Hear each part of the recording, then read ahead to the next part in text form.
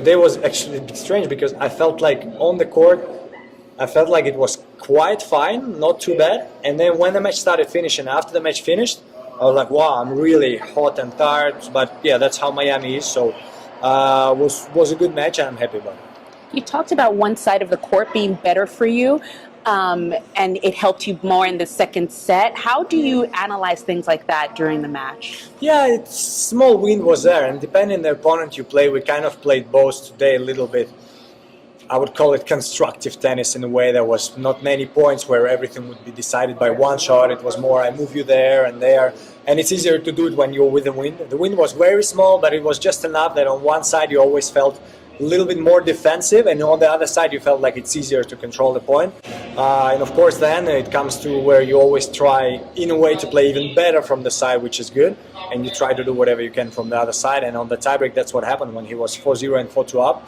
He was on the good side. I went there and I managed to control a bit more of the points. Can you pinpoint any differences? How do you feel in comparing last year with this year? Yeah, I think in my opinion the balls are slower, because I don't remember last year that when the balls get a little bit older, which is the case in every tournament in the world, that it was such a drastic difference between new balls and old balls. Last year I felt like, there were not many breaks of serve.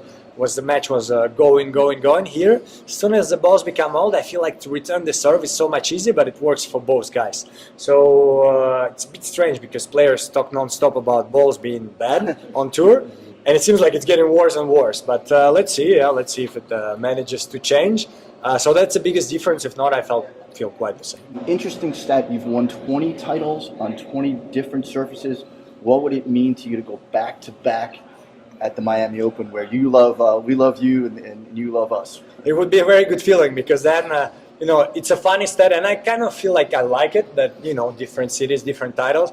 At the same time, I have to say I really want to try to defend it somewhere. Doesn't really matter if it's like back-to-back years, but it makes it even better.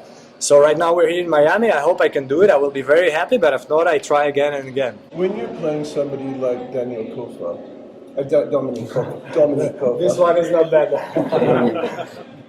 Can you get the feeling in the middle of a match that he's playing at a higher level than maybe normal, and players of that level coming up against players like yourself or Djokovic or whoever, that they tend to lift? Can you feel that during a match? I think it's normal in every sport. It happened to me also.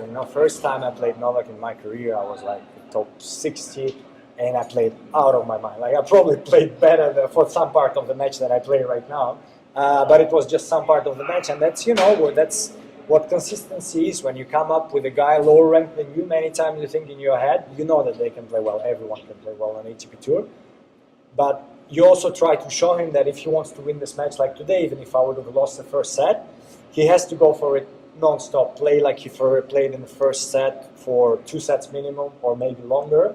And that's sometimes not easy. This consistency is not easy, and that's how sometimes top 10 players can win these tight matches.